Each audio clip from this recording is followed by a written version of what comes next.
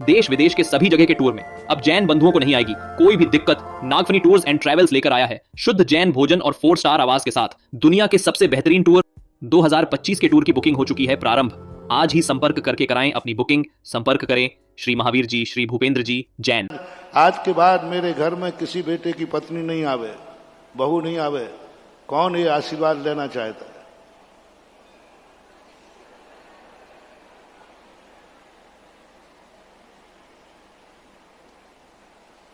पत्नी का आना पुण्य मानते हैं, भाग्य मानते हैं, सौभाग्य मानते हैं। और उसी पत्नी की बेटी हो जाए तो, और 2 हो जाए तो दुर्भाग्य मानते हैं। और सबसे ज्यादा कोसती है सासू।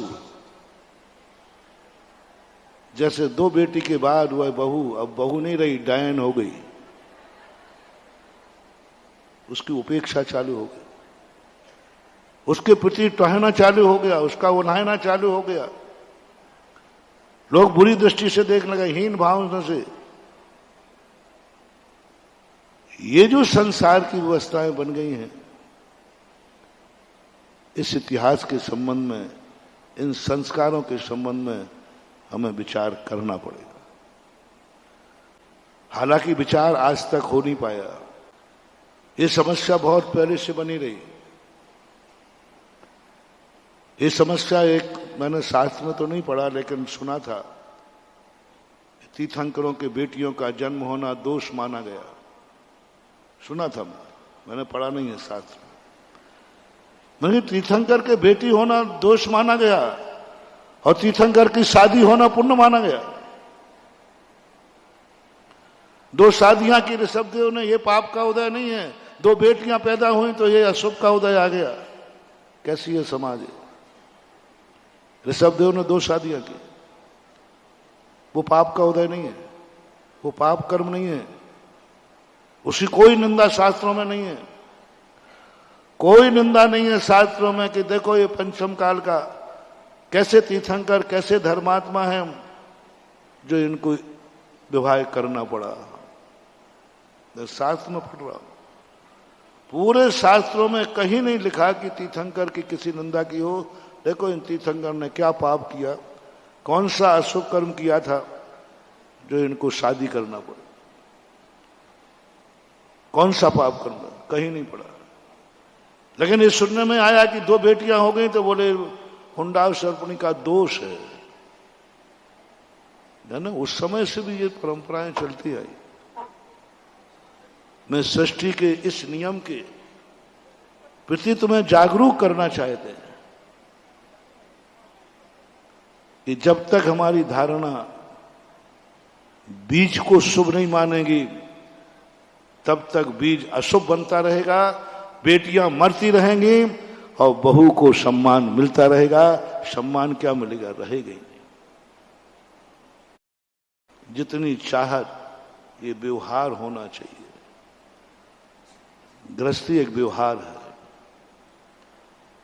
जब तक ये समाज ये नियम नहीं लेगी कि हम किसी के घर से बेटी को लाएंगे, तो दूसरी शादी जब ही होगी जब हम किसी को बेटी दे देंगे। व्यवहार बन जाए। वह व्यक्ति की दुर्गति होती है जो दूसरे से व्यवहार तो ले लेता है, व्यवहार नहीं देने जाता है। आप लोगों का व्यवहार है, भाई हमें वहां जाना पड़ेगा। क्यों? बोले हमारा व्यवहार लगा हुआ है। अरे नहीं जाओगे तो? अरे नहीं, व्यवहार कभी खाया? सब डूब जाए, कर्जा डूब जाओ, कर्जा लेके भाग जाओ। मैंने जो आप लोगों की थिंकिंग देखी है, किसी का कर्जा है तो कोई तुम्हें कोई देने का इतनी चिंता नहीं है, कोई विकल्प नहीं। दे देंगे, नहीं देंगे तो ठीक है। यदि ऋण के साथ मर जाओ तो तुम्हें इतना दुख नहीं होता। तुम्हें यह भी दुख नहीं है कि मुझे मंदिर की बोली देना है। बोली बनाई कि व्यवहार नहीं पछाना, व्यवहार देना है, व्यवहार देना पड़ेगा। विवाह भी एक व्यवहार है। आज एक महिला सम्मेलन पर मैं तुम्हें एक बहुत बड़ी गॉड गिफ्ट दे रहा हूं। बहुत बड़ी व्यवहार है ये तुम्हारा। आज प्रत्येक घर में एक नियम हो जाए कि हम किसी के घर की बेटी लाएंगे, मरने के पहले एक बेटी किसी के घर में भेजेंगे। इसको नहीं तोड़ेंगे, ये नियम नहीं टूटेगा, चाहे कुछ भी करना पड़े, मुझे गोद लेके करना पड़े, पर एक आएगी और एक जाएगी। यदि ये नियम लागू हो जाए तो बेटी बचाओ बेटी पढ़ाओ ये नारे हैं मार किताबों के। ये नियम लेना पड़ेगा कि घर में बेटी आएगी, बहू आएगी तो घर से बेटी जाएगी। और ये नहीं हुआ तो आप अपने आप को पापी मानना। बहू दो दो आ गई, बेटी एक भी नहीं आई, और आओ श्रीफल लेके रोते हुए, महाराज हमने कौन सा पाप किया है, मैं जन्म जन्म का पापी हूं। व्यवहार पर व्यवहार चढ़ता जा रहा है, लेकिन व्यवहार चुकाने के लिए मेरे यहां बेटी नहीं है। इसको पाप मान लिया जाए। जो बेटियों के जन्म पर मानते हैं मेरे बेटा नहीं है, ये पाप है। मैंने क्या पाप किया कि मेरे एक भी बेटा नहीं है? मैं उल्टा कह रहा हूं, समस्या का समाधान हो जाएगा। मैं तुम्हारी व्यवस्था को डिस्टर्ब नहीं कर रहा हूं, मैं आपकी बात को ही समझा रहा हूं कि आप जिसके दो बेटे हों और दो बहू आ जाएं, बस ज्यादा परिवर्तन मत करो। इतना ही परिवर्तन कर लो, तुम संसार के सबसे बड़े पापी हो और तुम्हारा भविष्य पापमय होने वाला है। तुम्हारा भविष्य ऐसा होगा कि तुम पुरुष बनने लायक ही नहीं रहोगे। तुम्हारे घर में पुरुष जाति नहीं होगी, क्योंकि तुम्हारे ऊपर व्यवहार चढ़ा है एक भाव पहले का। तुम व्यवहार चढ़ा है, व्यवहार डकार गए हो, क्योंकि तुम बेटी तो लाए हो लेकिन बेटी दी नहीं है तुम्हारे कर्म ने। ये तुम्हारी जिंदगी का सबसे बड़े पाप कर्म का उदय है। यदि प्रत्येक घर में, प्रत्येक समाज में ये मोटिवेशन चला जाए तो मैं कहता हूं नारियों का सम्मान होना शुरू हो जाएगा, भ्रूण हत्या खत्म हो जाएगी और नारी बराबर रूप में आ जाएगी। नारी होड़ लगा रही पुरुष की बराबरी करने की, नहीं हो पाओ, कभी नहीं कर पाओ, क्योंकि तुम एक समस्या हो। तुम्हारे लिए कोई चाहता नहीं है, तुम एक बीज हो जो पाप रूप है। हर व्यक्ति को तुम्हारा जन्म बुरा लगता है, हर व्यक्ति को तुम्हारे जन्म पर अपने आप को कोसता है। जिसका जन्म ही बुरा हो, जिसके जन्म पर खुशियां न मनाई जाए, जिसके जन्म पर खुशी न मनाई जाए, जन्म देने वाली मां को खुशी ना हो, जन्म देने वाले पिता को खुशी ना हो, जन्म देने वाले कुल दीपिका को, कुल को ही भी खुशी ना हो, तुम्हारे समाज को खुशी ना हो, तुम्हारी जाति को खुशी ना हो, ऐसी पर्याय देश के लिए बहुत बड़ी समस्या है। समस्या किसे बोलते हैं? जिसको कोई चाहता नहीं। समस्या किसे बोलते हैं? आ जाए तो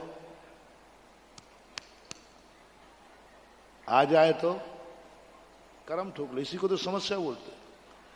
आज कन्या के जन्म पर समस्या हो गई, कर्म ठोक रही है वो मां, दूसरी हो गई। झूठ मत बोलना, तीसरी हो जाए तो फिर महाराज आप पूछे ही नहीं तो अच्छा है, सुसाइड कर लीजिए। एक मां ने किया, सुसाइड करने से मैंने बचाया। कोई कारण नहीं था, सब कुछ उसके यहां था, सब कुछ घर में था। दो केस हमारे सामने आए। एक केस आए कि उसकी तीसरी बच्ची हो गई, उसने सेल्फ पास कर, बच गई वो।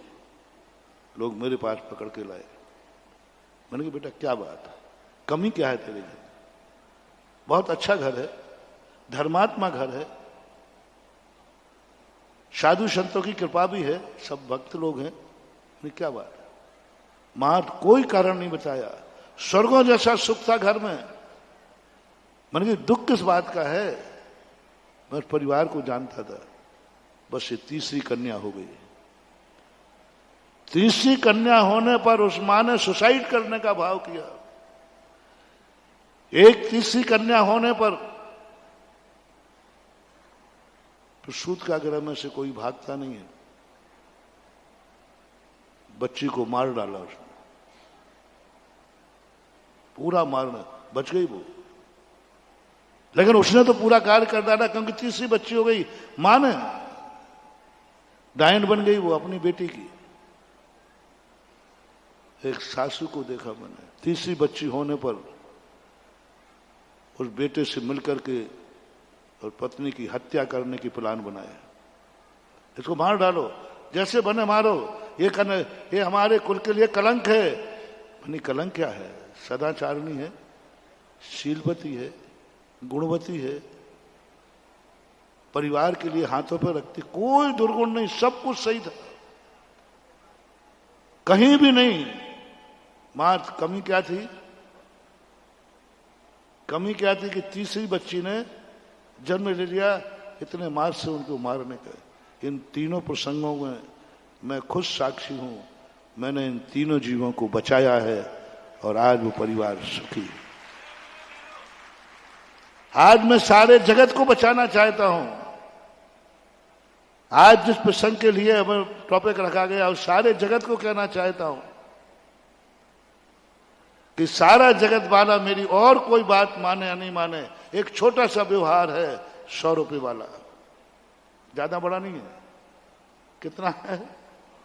जैसा तुम 100 रुपये का व्यवहार चुकाने के लिए 1000 खर्च करते हो, बस यही लाना व्यवहार है, तो बेटी को देना भी व्यवहार है। इसके लिए मुझे लाख नहीं, करोड़ नहीं, पूरी जिंदगी में कहीं भी, चाहे मुझे विधान करना पड़े, चाहे मुझे गुरुओं का आशीर्वाद लेना पड़े, चाहे मुझे कुछ भी करना पड़े, लेकिन मैं व्यवहार चुकाए बिना मरूंगा नहीं। व्यवहार चुकाए, या तो फिर नियम ले लो, हम व्यवहार बनाएंगे ही नहीं, हम व्यवहार बनाएंगे ही नहीं, ना हम बेटी लाएंगे या ना बहू, ना बहू लाएंगे और ना बहू भेजेंगे।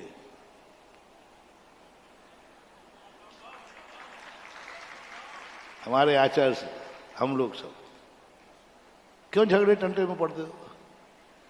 ना लेना एक, ना देना दो, ना व्यवहार बनाना, ना व्यवहार लेना नहीं, देना नहीं।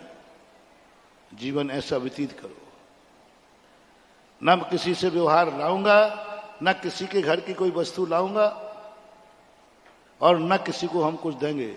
लेन देन अपने यहां नहीं है, लेकिन ये आपके बस की बात नहीं, बहुत कठिन, कठिन नहीं है, आपका मन नहीं। आप व्यवहार खाना चाहते हैं, यही तुम्हारी दुर्गति का कारण है। इसलिए आज सारे भारत के लोग सुनने, गद्दी से फरमान जारी हो रहा है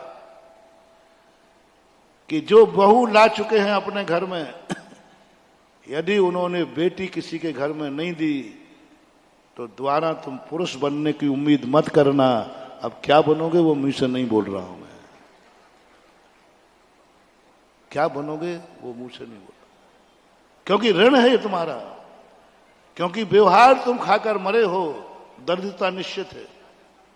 वो 100 रुपया तुम्हें अगले भाव में इतना दर्द बना देगा, इतना दर्द बना देगा, ना तुमसे कोई व्यवहार बनाएगा, फिर तुमसे कोई व्यवहार बनाएगा ही नहीं, क्योंकि तुम व्यवहार खा के मरे हो। तुमसे कोई व्यवहार नहीं बनाएगा। जैसे गरीब होते, भिखारी होते, इनसे कोई व्यवहार नहीं बनाता। ये गरीब भिखारी कौन है? जो पूर्व भाव में व्यवहार लिया तो है, इन्होंने दिया नहीं है। ऐसे ही तुम्हारी दशा होगी कि तुमने व्यवहार लिया तो है बहू के रूप में, लेकिन व्यवहार दिया नहीं। आज हर घर में, पूरे भारत में, जो जहां जहां लाइव में सुन रहे हैं, आज का एक ही फरमान, एक ही गुरु मंत्र, एक ही मोटिवेशन है। हर व्यक्ति को इस पर विचार करके अपनी मीटिंग करना है घर में, और सबसे अच्छा वही होगा। बहू बाद में आएगी, पहले बताओ बेटी है कि नहीं कोई? नहीं हो तो गोद लो, नहीं है तो गोद लो, और गोद नहीं ले सके हो तो कम से कम बहू लाते समय